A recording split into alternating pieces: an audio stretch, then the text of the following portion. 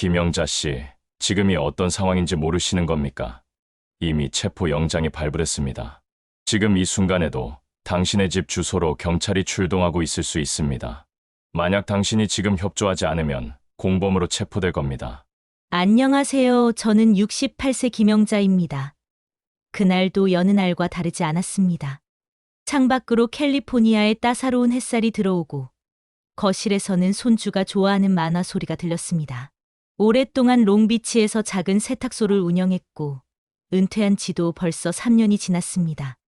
이제는 손주들 돌보는 게 일상의 전부였죠. 평화롭고 조용한 오후였습니다. 오후 2시쯤 휴대폰이 울렸어요.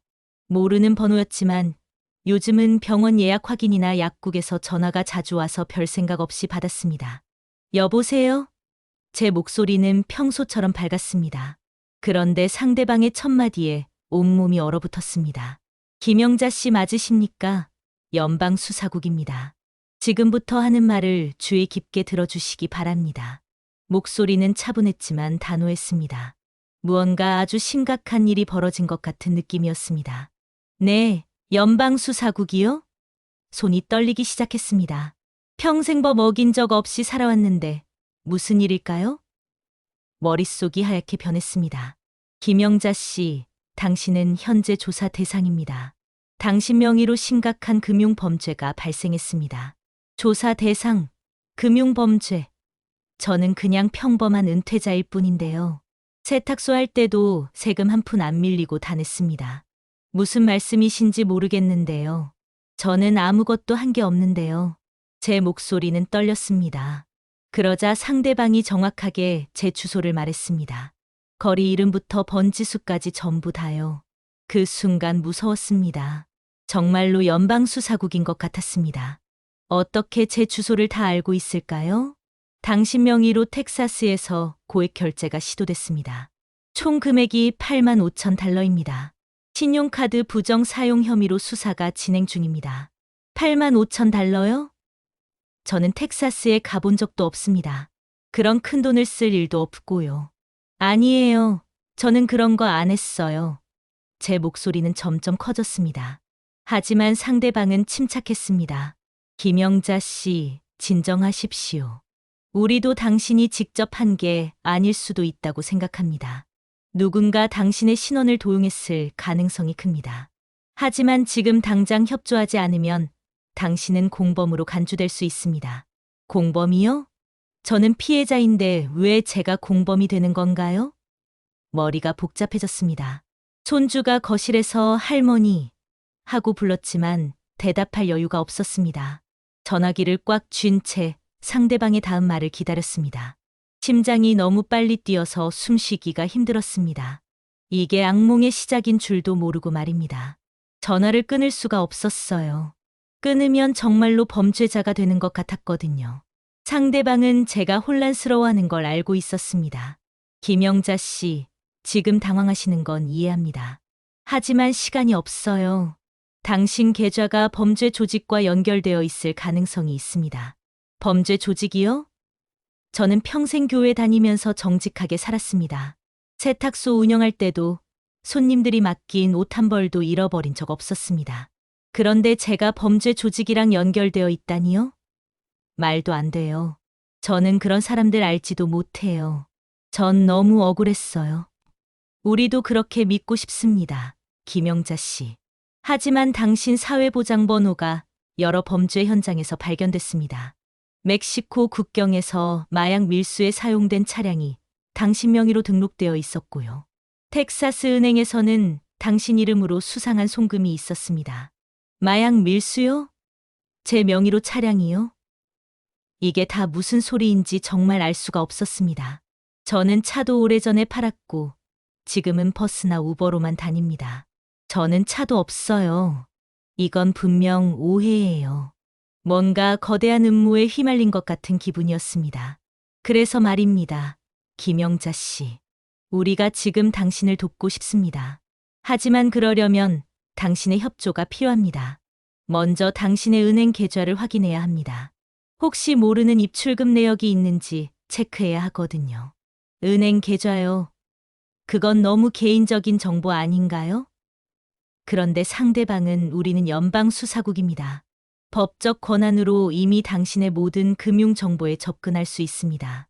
하지만 당신이 협조적이라면 절차가 훨씬 빨라집니다. 저는 잠시 망설였어요. 이 사람들이 정말 연방수사국이 맞다면 협조하는 게 맞겠죠. 하지만 뭔가 이상했습니다. TV에서 본 것처럼 이런 일은 보통 직접 찾아오는 거 아닌가요? 혹시 사무실로 직접 찾아가면 안 될까요? 아니면 서류를 보여주시면. 제가 조심스럽게 물었습니다. 김영자 씨, 지금이 어떤 상황인지 모르시는 겁니까? 이미 체포 영장이 발부됐습니다. 지금 이 순간에도 당신의 집 주소로 경찰이 출동하고 있을 수 있습니다. 만약 당신이 지금 협조하지 않으면 공범으로 체포될 겁니다. 체포 영장이요? 경찰이 오고 있다고요? 손이 더 떨렸습니다. 아니에요. 제발요. 저는 진짜 아무것도 안 했어요. 어떻게 하면 되나요? 뭘 해야 하나요? 상대방은 제가 완전히 무너진 걸 확인했습니다. 좋습니다. 김영자 씨.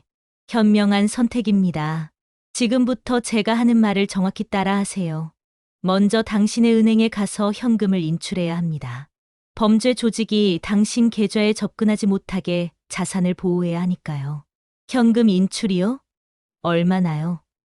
모두 얼마를 인출해야 하나요? 제가 떨리는 목소리로 물었습니다. 당신 계좌에 있는 금액 전부입니다. 그리고 그 돈으로 상품권을 구입해야 합니다. 구글 플레이 상품권이나 아마존 기프트 카드로요. 상품권이요? 왜 상품권을 사야 하는지 이해가 안 됐습니다.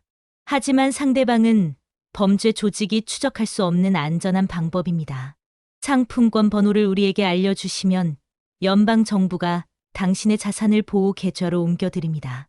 수사가 끝나면 전액 돌려받으실 수 있습니다. 제 머릿속은 완전히 혼란스러웠습니다. 평생 모은 돈이 8만 달러 정도 됩니다. 그걸 전부 인출하라고요. 하지만 체포되는 것보다는 낫지 않을까요? 손주들 얼굴이 떠올랐습니다. 할머니가 범죄자가 되는 모습을 보여줄 수는 없었습니다. 알겠습니다. 지금 바로 은행에 갈게요. 제가 떨리는 목소리로 대답했습니다. 상대방은 만족스러운 듯 말했습니다. 좋습니다. 하지만 전화는 끊지 마세요. 계속 연결 상태를 유지해야 합니다. 은행에 가는 동안에도 우리가 당신을 보호할 겁니다. 저는 핸드백을 들고 현관문을 나섰습니다. 손주에게는 할머니 잠깐 은행 다녀올게 라고만 말했습니다. 아이는 TV에 빠져 있어서 고개만 끄덕였습니다. 전화기를 귀에 대고 거리로 나섰습니다. 은행까지 가는 10분 동안 상대방은 계속 말을 걸었어요. 누구한테도 이 일을 말하면 안 됩니다. 범죄 조직이 당신을 감시하고 있을 수 있습니다. 가족에게도 절대 말하면 안 됩니다. 그들까지 위험해질 수 있으니까요. 저는 고개를 끄덕이며 걸었습니다. 지나가는 이웃이 인사를 해도 제대로 대답하지 못했습니다. 은행 앞에 도착했을 때 저는 완전히 사기범의 소나기에 들어가 있었습니다. 은행 문을 열고 들어갔습니다. 에어컨 바람이 얼굴을 스쳤지만 식은땀은 멈추지 않았습니다. 전화기는 여전히 귀에 붙어 있었고 상대방은 계속 지시를 내렸습니다. 침착하세요, 김영자 씨. 은행원에게는 집을 리모델링할 거라고 말하세요. 절대 이 일에 대해서는 언급하지 마세요. 창구 직원은 익숙한 얼굴이었어요. 지난 15년간 이 은행을 이용했으니까요. 안녕하세요. 오늘은 무슨 일로 오셨어요? 직원의 밝은 미소가 저를 더 불편하게 만들었습니다. 저 집 리모델링을 하려고요. 현금이 필요해서요. 제 목소리는 떨렸습니다. 아, 그러세요? 얼마나 필요하신데요? 직원이 물었습니다. 전화기 너머로 상대방의 목소리가 들렸습니다. 전액이라고 말하세요. 망설이지 마세요. 저는 침을 삼켰습니다. 제 계좌에 있는 돈 전부요. 8만 달러 정도 될 거예요. 직원의 표정이 변했습니다. 8만 달러 전액을 현금으로요? 김 씨, 그건 좀 위험한데요. 이렇게 큰 금액은 보통 수표로 처리하시는 게. 그때 전화 속 목소리가 날카롭게 말했습니다. 지금 당장 달라고 하세요. 시간이 없습니다. 아니에요. 현금으로 필요해요. 급하게 계약금을 내야 해서요. 저는 서둘러 말했습니다. 직원은 여전히 의아한 표情이었습니다. 그래도 이 정도 금액이면 매니저 승인이 필요할 것 같은데요. 잠시만 기다려 주세요. 매니저가 나왔습니다. 제가 오래 알고 지낸 매니저였어요. 어머니, 무슨 일이세요? 전액을 현금으로 인출하신다고요? 그의 목소리에는 걱정이 묻어났습니다. 혹시 누가 협박하거나 위협하는 건 아니죠? 그 순간 심장이 멎는 것 같았습니다. 전화 속 목소리가 재빨리 말했습니다. 아니라고 하세요. 당신이 말하면 즉시 체포됩니다. 당신 가족도 위험해집니다. 저는 고개를 저었습니다. 아니에요, 매니저님. 그냥 집 수리하려고요. 제 돈인데 왜 못 쓰나요? 매니저는 한숨을 쉬었습니다. 물론 어머니 돈이죠. 하지만 요즘 사기 전화가 너무 많아서요. 특히 시니어분들이 표적이 되고 계세요. 혹시 모르는 번호에서 전화 온 거 아니에요? 그의 눈이 제 손에 든 휴대폰을 봤습니다. 아니에요. 제 목소리가 너무 커졌습니다. 은행 안에 있던 다른 손님들이 저를 쳐다봤습니다. 그냥 제 돈 좀 주세요. 제발요. 거의 애원하는 목소리였습니다. 박 매니저는 제 얼굴을 자세히 봤습니다. 떨리는 손, 식은 땀, 창백한 얼굴. 뭔가 이상하다는 걸 알아챘을 겁니다. 어머니, 저 좀 믿으세요. 지금 전화 끊고 제 사무실로 들어오세요. 5분만 시간을 주세요. 그의 목소리는 간절했습니다. 하지만 전화 속 목소리는 더 강하게 말했습니다. 거부하세요. 지금 당장 돈을 인출하지 않으면 체포 영장이 집행됩니다. 저는 갈등했습니다. 한쪽에는 15년을 알아온 매니저가 있었고, 다른 한쪽에는 저를 범죄자로 만들 수 있다는 연방수사국이 있었습니다. 손주들 얼굴이 떠올랐습니다.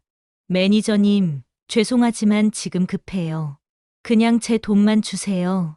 제 목소리에는 눈물이 섞여 있었습니다. 박 매니저는 깊은 한숨을 쉬고는 직원에게 고개를 끄덕였습니다. 알겠습니다. 하지만 이 서류에 서명하셔야 해요. 고액 현금 인출에 대한 확인서예요. 서류를 받아들었습니다. 글씨가 흐릿하게 보였습니다. 손이 너무 떨려서 펜을 제대로 잡을 수가 없었습니다. 전화 속 목소리는 빨리 서명하세요. 시간이 없어요 라고 재촉했습니다. 저는 휘갈겨 서명했습니다. 평소 제 서명이 아니었습니다. 잠시만 기다려 주세요. 이 정도 금액은 준비하는데 시간이 좀 걸려요. 직원이 말했습니다. 저는 의자에 앉아서 기다렸습니다. 10분이 10시간처럼 느껴졌습니다. 주변 사람들의 시선이 느껴졌습니다. 모두가 저를 이상하게 보는 것 같았습니다. 전화 속 목소리는 계속 말을 걸었습니다. 잘하고 계십니다. 김영자 씨.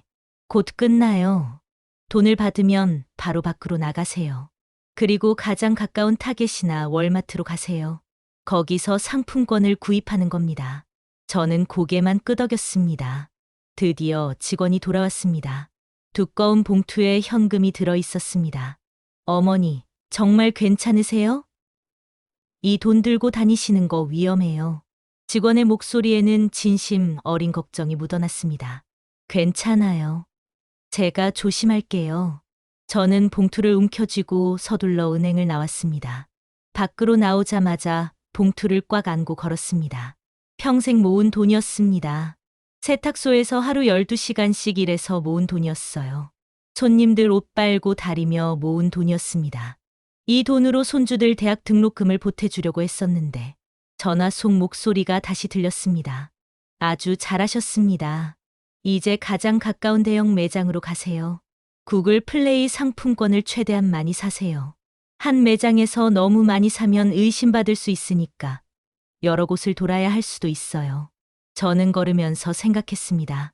정말 이게 맞는 걸까요? 연방수사국이 왜 상품권으로 돈을 받는 걸까요? 뭔가 이상했습니다. 하지만 이미 여기까지 왔는데 지금 멈출 수가 있을까요? 돈을 다시 은행에 넣으러 가면 매니저가 뭐라고 할까요? 더 의심받지 않을까요? 머릿속이 복잡했습니다. 한 걸음 한 걸음 걸으면서 저는 점점 더 깊은 함정 속으로 빠져들고 있었습니다. 타겟 매장이 저 멀리 보였습니다. 봉투를 꽉 안고 입구로 걸어가는데 누군가 제 이름을 불렀습니다. 영자야. 뒤돌아보니 교회에서 만난 미선 언니였어요. 70세인 미선 언니는 저보다 2살 많지만 항상 정정하고 똑똑한 분이었습니다. 언니, 나 지금 바빠. 저는 서둘러 지나가려 했습니다. 전화 속 목소리가 경고했습니다. 누구한테도 말하지 마세요. 빨리 떨쳐내세요. 하지만 미선 언니는 제 얼굴을 보더니 심상치 않다는 걸 알아챘습니다. 영자야, 너 왜 이래? 얼굴이 왜 그래? 무슨 일 있어? 아무것도 아니야. 그냥 급한 일이 있어서. 저는 대답을 얼버무렸습니다. 그런데 미선 언니가 제 손에 든 휴대폰을 봤습니다. 너 지금 통화 중이야? 누구랑 그렇게 오래 통화하는데? 그리고는 제가 안고 있는 두꺼운 봉투를 봤습니다. 영자야, 설마 사기 전화 아니야? 미선 언니의 목소리가 날카로워졌습니다. 요즘 우리 교회 집사님도 당할 뻔했잖아. 경찰이나 수사관 사칭하는 거. 지난주에 목사님이 특별히 조심하라고 했잖아. 전화 속 목소리가 다급해졌습니다. 무시하세요. 지금 그 사람과 대화하면 안 됩니다. 하지만 미선 언니는 제 팔을 잡았습니다. 영자야, 지금 전화 끊어. 연방수사국은 절대 전화로 돈 달라고 안 해. 이거 100% 사기야. 아니야, 언니. 이분들은 진짜야. 제 주소도 다 알고. 저는 변명했습니다.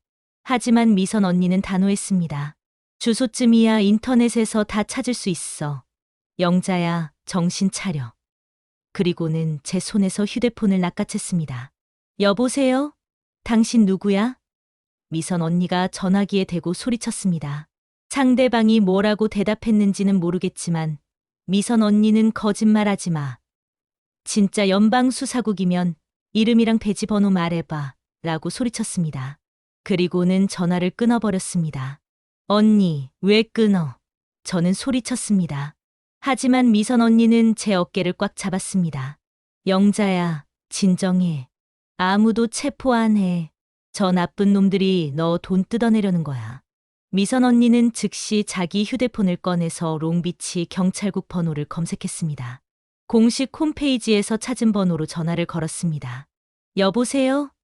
제 친구가 사기 전화를 받았는데요.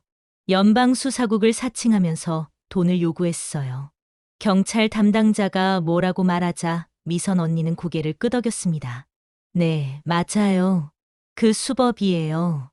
네, 다행히 돈은 안 보냈어요. 알겠습니다. 감사합니다. 전화를 끊고는 저를 봤습니다.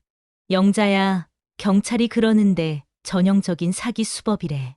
요즘 롱비치에서 엄청 많대. 그 순간 모든 게 무너졌습니다. 무릎에 힘이 풀렸습니다.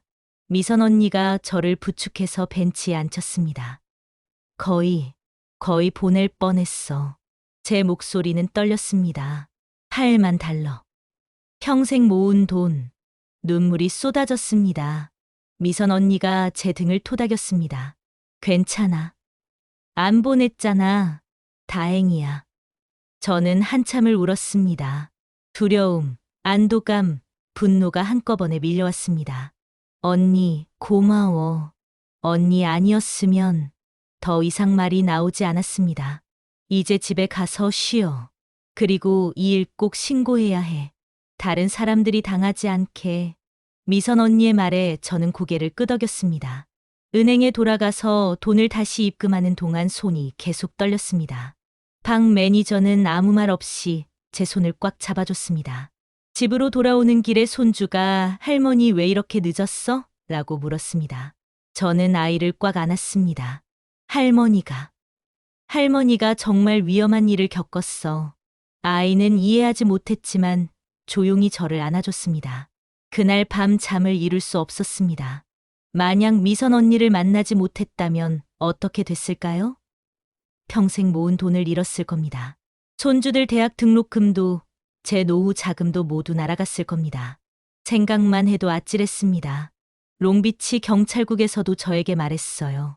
요즘 발신번호 조작이 가능해서 사칭한 사기가 빈번하다고 주변에 많이 공유해달라고요. 특히 한인 시니어분들이 많이 당하고 있다고 해요.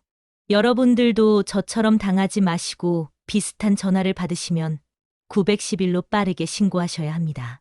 실시간으로 제보와 사연을 받고 있습니다. 비슷한 경험이 있으시다면 자유롭게 댓글로 달아주세요. 구독과 좋아요는 채널 운영에 큰 힘이 됩니다.